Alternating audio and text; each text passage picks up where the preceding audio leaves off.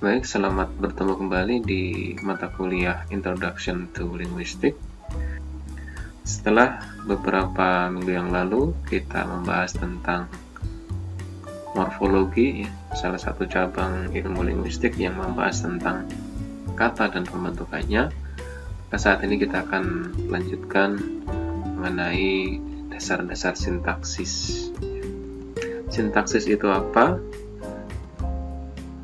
Sintaksis itu merupakan cabang ilmu linguistik yang mengkaji bagaimana kata disusun untuk membentuk kalimat dengan struktur yang benar atau memenuhi unsur gramatikal.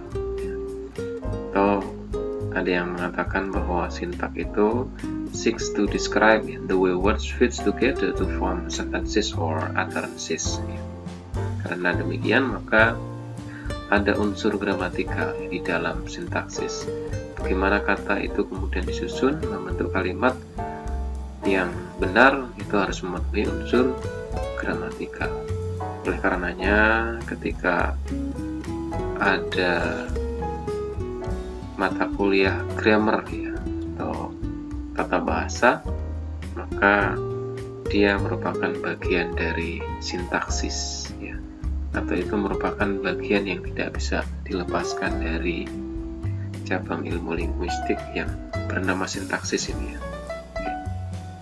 Baik, selanjutnya untuk yang dibahas di dalam sintaksis dan ini merupakan bagian dari pembahasan mata kuliah Introduction to Linguistics. Ada beberapa hal umum yang harus dipahami, dan ini sekali lagi tidak akan mendetail karena memang ini sekali lagi bagian dari pendahuluan saja dari mata kuliah Introduction to Linguistics. Adapun pembahasan sintaksis lebih detail nanti ada mata kuliahnya. Jadi nanti ada mata kuliah sintaksis yang akan membahas lebih detail tentang bagaimana kata disusun menjadi kalimat atau dikomposisi menjadi kalimat yang memenuhi unsur-unsur gramatikal. Nah, secara umum ada beberapa hal yang dikaji di dalam sintaksis. Yang pertama adalah tataran sintaksis. Karena yang dikaji dalam sintaksis ini fokusnya adalah pada kalimat, maka bagian-bagian dari kalimat itu dalam konteks tataran sintaksis dibedakan menjadi 3. Ada tataran fungsi, ada tataran kategori, dan ada tataran peran. Apa perbedaannya? Secara sederhana, kalau kita berbicara tataran fungsi, maka kita membagi kalimat berdasarkan fungsi sebagai subjek, predikat, objek, pelengkap atau komplement dan juga keterangan. Tentu semuanya sudah pernah mendengar istilah-istilah seperti ini. Kemudian tataran yang kedua adalah tataran kategori. Tataran yang kedua adalah tataran kategori. Nah, di dalam tataran kategori ini kita membagi kalimat berdasarkan kelas katanya. Kalau kita mendengar kelas kata, itu kaitannya dengan, kalau dalam bahasa Inggris ada istilah part of speech part of speech. Maka di sana di tataran kategori ini ada istilah kata benda atau nomina ada kata kerja atau verba disebutnya, kata sifat atau adjektiva, adjektif, kata keterangan itu adverbial, kata ganti itu pronomina, ada kata bilangan numeralia atau number Kemudian ada istilah kata depan atau preposisi, kata penghubung atau konjungsi, kata seru atau interjeksi, dan juga kata sandang atau artikel. Nah, ini dalam konteks tataran sintaksis yang kedua, yaitu tataran kategori. Kemudian yang terakhir ada istilah tataran peran Dalam tataran peran ini kita membagi kata atas jenis, ada yang sebagai pelaku atau agentif. Kemudian ada kata yang berperan sebagai penderita atau objek Kemudian penerima atau penyerta itu disebutnya benefaktif. Ada kata yang berperan sebagai menunjukkan tempat atau lokatif, menunjukkan waktu atau temporal. perbandingan ya, komparatif, dan juga kata yang menunjukkan alat atau instrumental ya. Kemudian ada juga yang kata yang menunjukkan penghubung ya, maknanya adalah konjungtif, dan juga yang menunjukkan perangkai atau preposition ya, dan juga seruan atau interjeksi. Pada slide selanjutnya saya akan memberikan sedikit contoh untuk bisa membedakan fungsi, kategori, dan peran ini. Misalnya di dalam bahasa Inggris kita memiliki sebuah kalimat, she went to the theater yesterday ya. Nah, kita lihat di tataran fungsi, she di sini dia sebagai subjek, went sebagai predicate, to the theater dia sebagai adverb fungsinya, yesterday juga sebagai adverb ya. Kemudian dalam tataran kategori, she dia merupakan kata benda, when dia kata kerja, to itu preposition, dan the theater-nya ini adalah adverbial, yesterday ini juga adverbial. Nah, kemudian di tataran peran, she dia berperan sebagai pelaku yaitu agentif, atau bisa disebut sebagai aktor.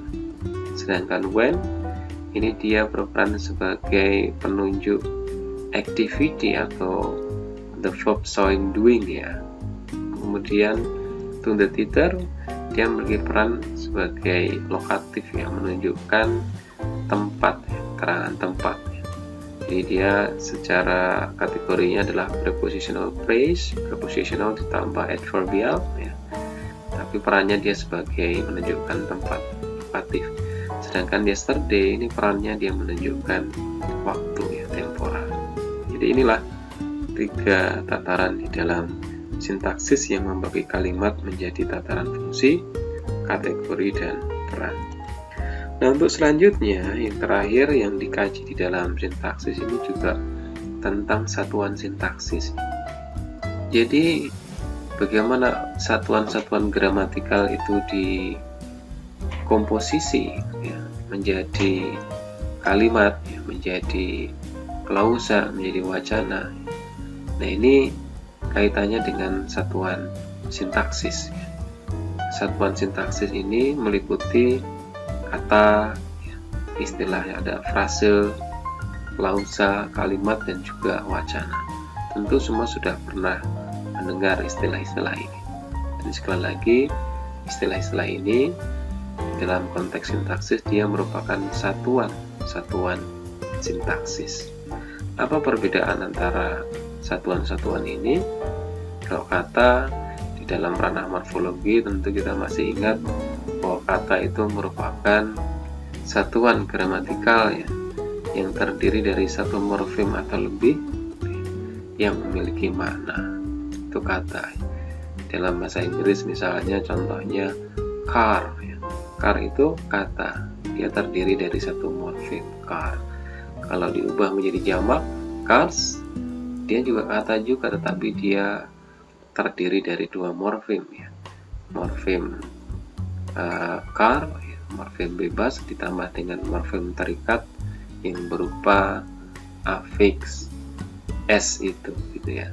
Nah, selanjutnya frase secara sederhana kita bisa artikan ya, sebagai kumpulan atau gabungan dari beberapa kata itu menjadi frase. Nah, kemudian klausa.